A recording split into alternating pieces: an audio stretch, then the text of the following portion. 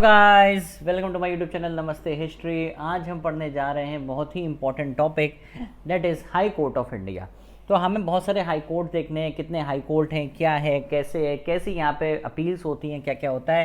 तो चलिए वीडियो को स्टार्ट करते हैं और देखते हैं हाई कोर्ट ऑफ इंडिया। तो यहाँ मैंने स्क्रीन पे एग्जाम्पल लिया है बस, दिल्ली हाई कोर्ट। हम सारे हाई कोर्ट के बारे में देखेंगे।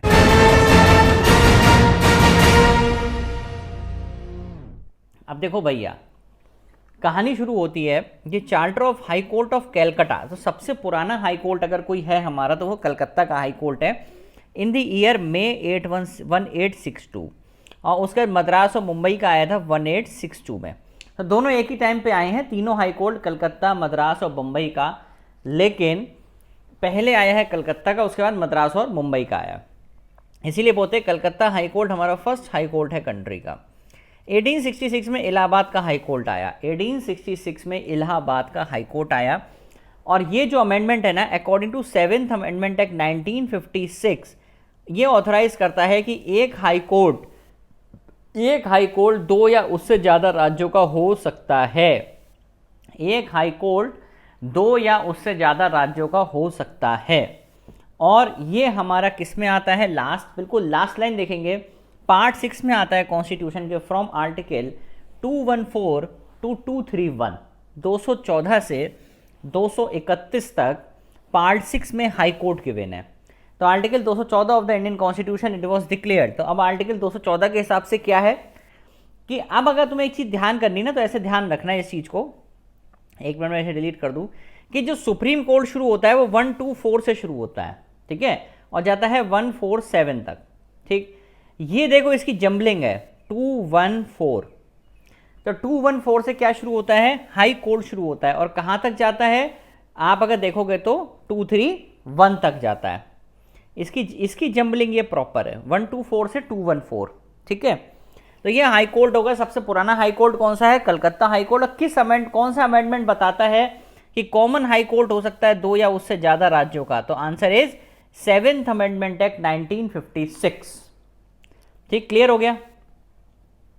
अब देखो क्वेश्चंस आते हैं, बहुत बार क्वेश्चन आता है कि अंडमान कौन कौन से हाई कोर्ट को, कौन कौन से, which are the high courts having jurisdiction more than one state. जैसे बॉम्बे हाई कोर्ट की बात करें तो ये क्या क्या कवर करता है, तो सबसे पहले महाराष्ट्र तो कवर करेगा ही, गोवा कवर करेगा, अंडरस्टूड सी बात है, सब पास ही पास है।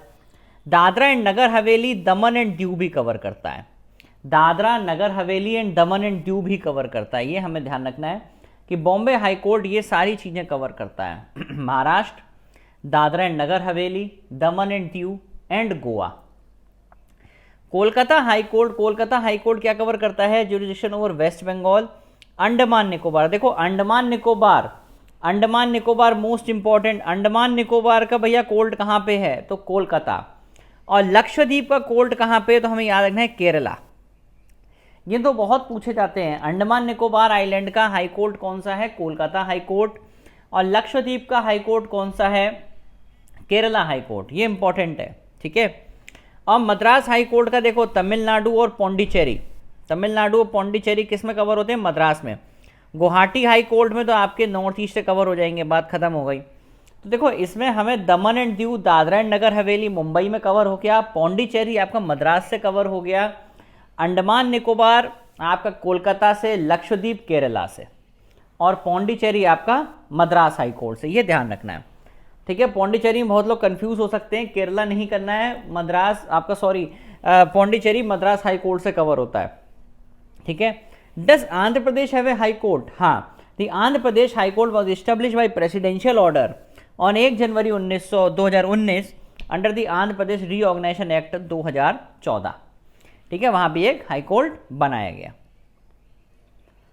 अब देखो 214 हमने देख लेते कि हाई कोर्ट होना चाहिए। 215 सीधे सीधे बोलता है high court to be the court of record. और यही आर्टिकल वहां पे कौन सा है, 129। सुप्रीम कोर्ट के केस में ये आर्टिकल है 129 जो बोलता है कि भैया ये कोर्ट ऑफ रिकॉर्ड है, ठीक है। ये सुप्रीम कोर्ट में कब बोलता है, 129 में। यहां बोलता है 215 में। 2166 में कॉन्स्टिट्यूशन ऑफ हाई कोर्ट, के हाई कोर्ट में कितने चीफ जस्टिस होने चाहिए, कैसे जज होने चाहिए, ये सब चीज़ें 216 में आती हैं। अब आता है 217, ये बहुत इंपॉर्टेंट आर्टिकल है, कैसे कैसे जजेस का अपॉइंटमेंट होता है 2 सेकंड में देखेंगे। हर एक जज हाई, देखो जज का अपॉइंटमेंट प्रेसिडेंट ही करता है, बात खत्म हो गई यहीं पे, प्रेसिडेंट करेगा, ठीक है। और किससे कंसल्ट कर करेगा? चीफ जस्टिस ऑफ इंडिया से करेगा, और उस राज्य के गवर्नर से जरूर पूछेगा, ठीक है। And in the case of appointment of जज other than the chief justice of a high court shall hold office in the case of additional और एक्टिंग जज, ठीक है। तो chief justice high court act करेगा एडिशनल और acting जज की तरह। आर्टिकल 224 अभी हम आगे देखेंगे। इसको निकालने का भी सेम प्रावधान वही है जो जैसे सुप्रीम कोर्ट के जज को निकालने का प्रावधान होता है। अब सुप्रीम कोर्ट का जो जज होता है वो कैसे बनता है? मैंने बताया था, या तो वो वकील रहा हो हाई कोर्ट में 10 साल, ठीक है, या फिर वो यहाँ पे क्या कहते हैं जज रहा हो हाई कोर्ट में 5 साल। ऐसे ही यहाँ पे कि 10 साल वो जो है जुडिशियल ऑफिस में हो, एटलीस्ट 10 ईयर्स एडवोकेट रहा हो हाई कोर्ट में वो 10 साल वकील रहा हो, ठीक है। तो वो आपका जो है किसको क्या बना देंगे? हाई कोर्ट का जज। मतलब अगर उसने हाई कोर्ट में प्रैक्टिस करी है कितनी, 10 साल वकील रहा है, तब वो हाई कोर्ट का जज बन सकता है, ठीक है। द ऑफिस ऑफ ए जज shall be vacated by his being appointed by the president to be a judge of the Supreme Court or by being transferred by the President to any other high court within the territory of India। देखो एक चीज और याद रखना, high court के जज की जो सैलरी है वो कंसोलिडेटेड फंड ऑफ इंडिया से आती है, लेकिन हाई कोर्ट के जज की जो पेंशन है वो कंसोलिडेटेड फंड ऑफ स्टेट से आती है, ये ध्यान रखना है। हाई कोर्ट के जज की तनख्वाह कंसोलिडेटेड फंड ऑफ इंडिया से आती है, हाई कोर्ट के जज की pension consolidated fund of state से आती है, ये हमको याद रखना है, भूलना नहीं है, ठीक है, याद रहेगा ये। अब देखो, a person shall not be qualified for the appointment of a जज ऑफ ए हाई कोर्ट, वो वही वाली बात आ गई, 10 साल जुडिशियल ऑफिस रहा हो, 10 साल उसका हाई कोर्ट में एक्सपीरियंस रहा हो, ठीक है, ये हमें याद रखना है। अब देखो लास्ट पैराग्राफ पढ़ेंगे। If any question arises as to जज of a high court the question shall be decided by the president after consultation with the chief justice of India and the decision of president shall be final. ये वाली line जरूर देखना है आपको, last वाला point बिल्कुल। अगर कोई भी क्वेश्चन अराइज हुआ एज को लेके जज ऑफ द हाई कोर्ट, तो क्वेश्चन क्या होगा? Shall be decide bye the president after consultation with the chief justice of India, ठीक है। अब यहाँ पे इसकी रिटायरमेंट एज होती है 62, और अगर सुप्रीम कोर्ट में बात करेंगे तो कितनी होती है? 65। ये इंपॉर्टेंट है, ठीक है, छोटे छोटे क्वेश्चन बन जाते हैं इसी से ही। अब आता है आर्टिकल 219, 17 हो गया, 18 में कोई इंपॉर्टेंट नहीं है। 19 में आ जाओ, ओथ। अब ओथ कौन दिलाएगा? एवरी पर्सन अपॉइंटेड टू जज of the high court shall before enters upon make and subscribe before the governor of the state और some person appointed that behalf by him an oath और affirmation according. Appointment कौन करता है? President. But oath कौन दिलाता है? Governor. Confuse नहीं होना है, ओथ यहाँ पे गवर्नर दिलाता है, हाई कोर्ट के जज को ओथ कौन दिलाता है? गवर्नर दिलाता है, ठीक है। अब वही वाली बात है जो वहां पे आर्टिकल रिपीट हुए थे, अगर आपको याद हो 124 आपका हाई कोर्ट होना चाहिए, उसके बाद 125 था, 125 126 आया, ठीक है। ऐसे ही इसमें भी वही आर्टिकल रिलेट कर रहे हैं, ठीक, क्लियर। जैसे वहाँ 124 में हाई सुप्रीम कोर्ट होना चाहिए, 125 में आपने क्या करा कि भैया उन्हें सैलरी वैलरीज क्या कैसे कैसे डिसाइड होती हैं, कैसे कैसे क्या होता है, वो भाई पार्लियामेंट डिसाइड करती है। उसके तुरंत बाद 126 में एक्टिंग सीजेआई आ गया था, यहाँ एक्टिंग सीजेएससी है, chief justice of high court acting CJSC, SC मतलब high court. When the office of chief justice high court is vacant, when any chief justice by reason of absent हो, अपनी duty perform नहीं कर रहा हो, the duty of shall be perform by such court, तो वहां पर president appoint करेगा। अपॉइंटमेंट जब भी होगा ना किसी का भी इन केसेस में, तो प्रेसिडेंट ही करेगा। सैलरी का डिसीजन हमेशा पार्लियामेंट लेगी कोर्ट के केस में, अपॉइंटमेंट हमेशा प्रेसिडेंट करेगा, सैलरी का डिसीजन हमेशा पार्लियामेंट लेगी कोर्ट के केसेस में।